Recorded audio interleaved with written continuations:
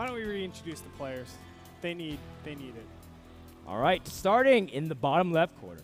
From Team Evil Geniuses, we have the two-time NASL defending champion, Puma.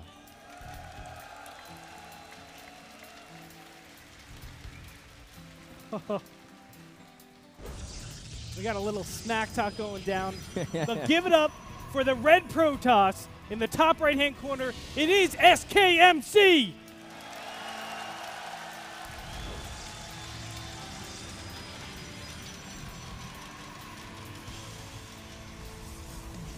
Now, this is actually a big sign of respect. MC sending out a probe scout on 9 immediately, even though he's resuming everything normally. Sometimes when people send out probe scouts on 9, they go for Nexus first, or they try to sneak in a really quick expand.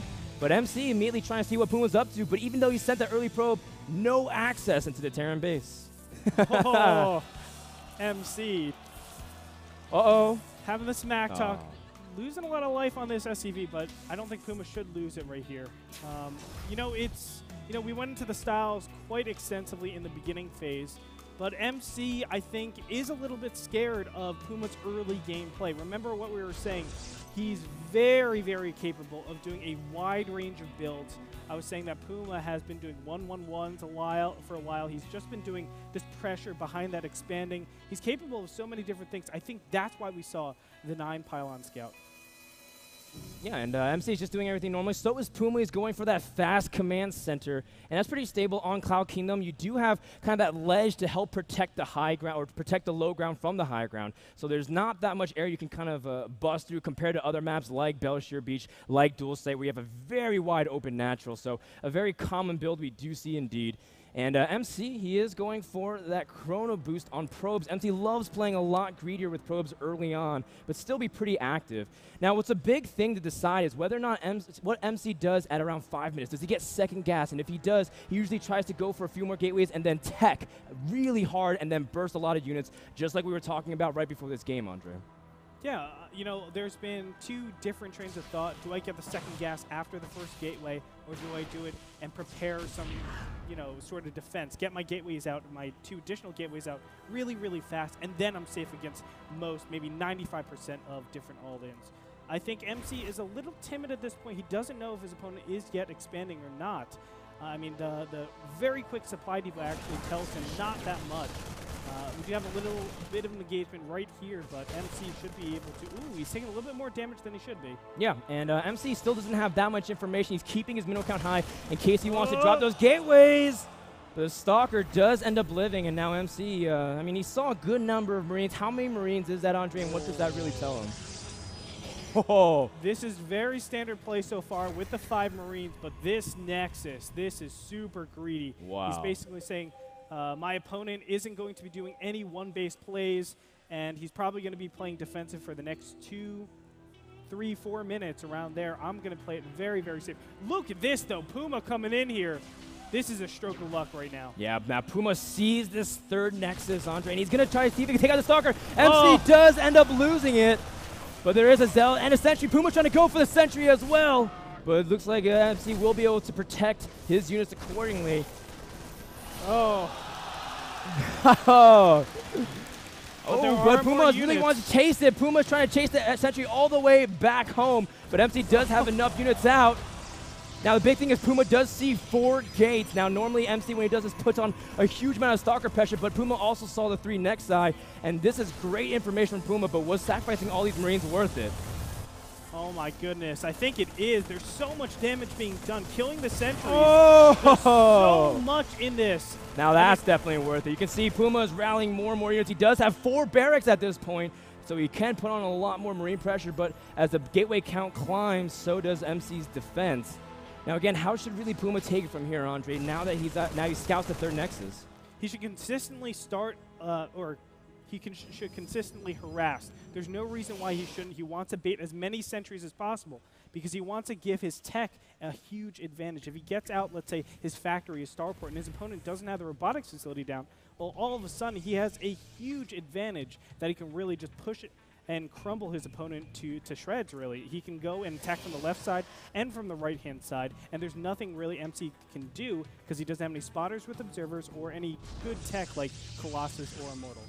Wow, you know, and Puma did quad gas pretty quickly. You can see that he's double the gas intake compared to that of MC, and he does have bunkers up, so he will be double upgrading at the same time, combat shields and stims, so really gearing up for a strong mid-game army composition. See, MC does drop the robotics and grab his gases as well, so really preparing to tech really hard. And MC does have a couple options. You've seen him go Colossus at this point. We see him go Twilight Council and Fast Blink with lots of Stalker aggression, and there it is, the Twilight Council merely dropped. I think the Twilight Council works out pretty nicely. What he's trying to do is actually catch his opponent off guard for some sort of drop. Maybe he can blink forward or even get the charge really, really fast. There's a lot of different options that go with this, with the Twilight Council. Even Dark Templars or High Templars, we've seen those strategies work out pretty nicely. Now, what does MC know? He knows his opponent is on regular tier 1 tech for quite a long time. He can't scale that fast. So what he's trying to do is just take advantage of his tech and play it a little bit more efficient. From there, he can actually get back what he lost from that beginning stage. MC is getting Blink out now, but the big thing is that MC has been delaying upgrades, Andre. He hasn't been the one rushing for forges. He wants a pure amount of units, and Puma salvaged both his bunkers and he's rallying out now. He does have +1 started, but again, the big thing is MC knows that there's just a huge amount of units after controlling that watchtower. MC does have 4 more gateways, trying to get up to 8 gates so he can have a good amount of production, but for now, MC's only got 4 stalkers and a handful of zealots to really defend against this push. He needs a lot more to hold it. He's got 68 probes to 47 STVs. Yeah, it's quite substantial, but at this point, Puma has a really tough time actually making this call, saying, I can do a lot of damage with this. I think he's just going to clear up the destructible rocks and probably push back the mirror because he's given up a lot of time where his opponent can already react to this. MC with 8 gateways, I think he will be able to just hold this off in time for him to get enough units out to crush this force. So Puma really shouldn't go up that ramp.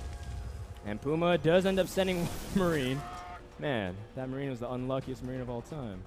But you can see that MC does end up just pretty much defending accordingly, and you can see that he's now getting his double forges up, just like we were saying, delaying those upgrades. But once MC gets those upgrades, he doesn't mind playing behind. And sometimes he's 1-1 against like a 2-2 Terran who's already starting 3-3, but he still ends up winning because MC is able to use that massive units to micro them to maximum efficiency. Yeah, it's a really cool style. Really what you do is just have a composition advantage on your opponent, and then you just play defensive, defensive, defensive, get your expansions when necessary, and then from there you can really explode off of your upgrades. Once you get all your upgrades, you have this composition that's almost unbeatable, and it's really difficult for these Terrans this day and age in the current metagame to actually defend against that. And what makes it so cool is that it gives a lot of mobility to the Protoss. You can see charge is almost done already for MC, so that gives him even more mobility with his army so he can be everywhere at once. And I love MC's observer placements as well, trying to also control the watchtower because he knows he can't control it as well.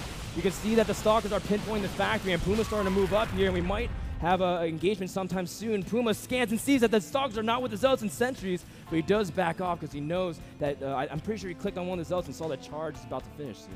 Well, not only that, he knows his opponent just has, he knows that he can't go up there without getting segmented from those sentries. And now here we go, the big stim in, trying to get down one of those High Templars. Will he get it? No, he doesn't. Merges into an Archon. From here, Puma just backs out. I think, Puma's doing everything right. He did force that Archon right there, but he really needs to think about switching over to Ghost ASAP. I think the Ghost time is actually slightly short. He should have gotten this out way, way before because a single EMP can do a lot more damage, in my opinion, than any other unit possible. And when you're at such low upgrades, taking off those shields is so helpful. MC does end up poking out, but he's losing a couple Stalkers here, just trying to get a feel of the map, seeing if he can kind of take it back in control. But again, MC has just been pretty much playing very safe defensive macro while getting up tech. And the cool thing is that MC is already kind of caught up in upgrades because of Chrono Boost and the fact that Puma's delayed his upgrades as well. Now we do see Puma is pushing out a couple Ghosts, but really also prioritizing these medevac production, which is really key, especially with the amount of storms that can come out of MC soon. And what's so important is the fact that, these Ghosts are just going to help out so much with these High Templars. The 2-1 timing is actually approaching. And as soon as +2 finishes, I think Puma is going to have a very, very nice push. If he can hold out until then, that's the big problem. I mean, MC has a very, very nice advantage with this positioning. And look at this. He's going to go down to the third base where Puma is not around there. And with good high Templars, he's going to be able to just crush his opponent. And it looks like Puma stems a couple Mirage. He's chasing the high Templars, and MC's not paying attention to them. Does have some reinforcement zealots, but one high Templar does get sniped. Oh, two might get sniped, and that is huge. That's half the storms of MC. That is gigantic. But look at this, 4 high Templars inside of that War Prism. That could do wonders. We're going to see the high Templars storm out. Ugh. We do see MC trying to pick up a better spot. The Zealots can't really get through because the supply depot's great positioning. MC forced to disengage, tried to go for a storm drop as well, but is forced to evacuate for now, and that was a great job from Puma. Most definitely. The War Prism is just out of position constantly. This is really tough. Oh no, the War Prism! Oh, nice storm! Massive storms on a huge power. Now MC is going to engage as well. A blink forward. Charge shots are moving forward, and Puma is not in position. His Ghost can't EMP, and even if they do, a lot of shields are down. Puma is also backing up closer. Charge shots are reinforcing as fast as they can. Puma's not even stutter stepping because he's worried about the reinforcements. Warbin from behind as well. Wow. MC going for the flank. Puma forced to pull his SCVs as well. But will it be enough? I don't know. MC's now up 170 supply to just 110. And Puma might not be able to hold his third base. And MC is charging through, crushing the Terran army. There's no way to stop this. The reinforcements just get shredded to pieces. There's just too many ghosts out here. GG gets called out. MC takes game number 1, starting off at the NASL Season 3 Finals. Puma, with such a commanding lead in that beginning stage, was not able to materialize, and MC, because of that, just took a surprising advantage. Think about how much damage those Marines did in the beginning stage. He killed Stalkers, he killed Sentries, he forced a lot of additional Sentries. Normally that doesn't happen, and every single time you delay that, think about it, it's like your Twilight Council is 1 Sentry. That's quite extreme. So the fact that he got so much damage in that beginning stage really is a testament to how good SKMC is. Yeah, he scouted what Puma's doing, and he said, you know what, I see enough Marines to know what you're up to, and I know that even though I want to get those fast blink stalkers and that robo out, I'm just going to squeeze in that third because he kept his mineral bank high, keeping his build flexible. This is the MC that we know. This is the MC that everyone fears, and I am so excited to see game number 2, Andre. Yeah, what's important to note, I mean, you can really see the ghost timings actually affecting him in that. The fact that he had to get so many ghosts at that end stage, think about that. If he got him maybe 2 minutes earlier, he could just get by with like 5 ghosts. That's efficient because you have multiple EMPs there. But the fact that he waited so long really forced him to get, you know, maybe 10, 12, 14 ghosts. And when you do that, you actually lose out a lot in your Marine Marauder count and your medevac count. You want to actually supply that as much as possible.